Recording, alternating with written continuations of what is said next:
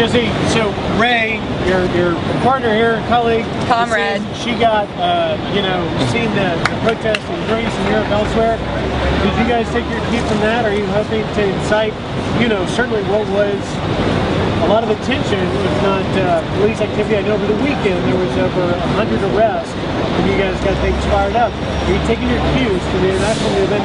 And how do you want to see this in? What do you, if you could have it in a perfect way, how would it be?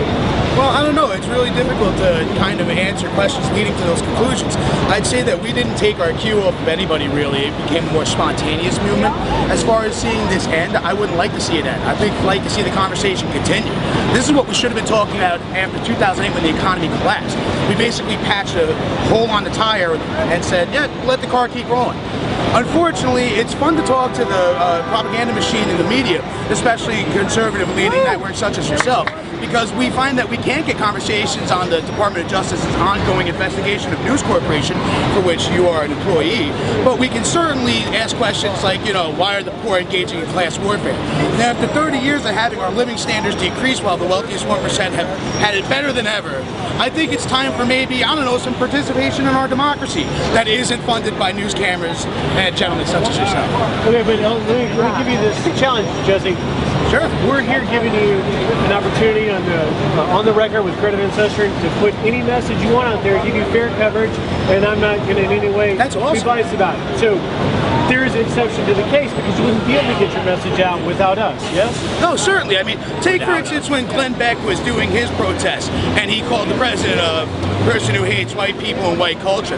That was a low moment in Americans' history, and you guys kind of had a big part in it. So I'm glad to see you coming around and kind of paying attention what the other 99% of Americans are paying attention to, as opposed to the far-right fringe who would love to just destroy the middle class entirely. All right, fair enough.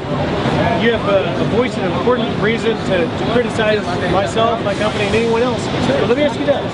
In fairness, does this administration, or President Obama, have any criticism as to the financial situation the country's in now? I think myself, as well as many other people, would like to see a little bit more economic justice or social justice, Jesus stuff, as far as feeding the poor, health care for the sick. I find it really entertaining that people like to hold the Bill of Rights up while they're screaming at gay soldiers, but they just can't wrap their heads around the idea that a for-profit healthcare system doesn't work. So let's just look at it like this. If we want the president to do more, let's talk to him on a level that actually reaches people, instead of asking for his birth certificate and wasting time with total nonsense like cilantro.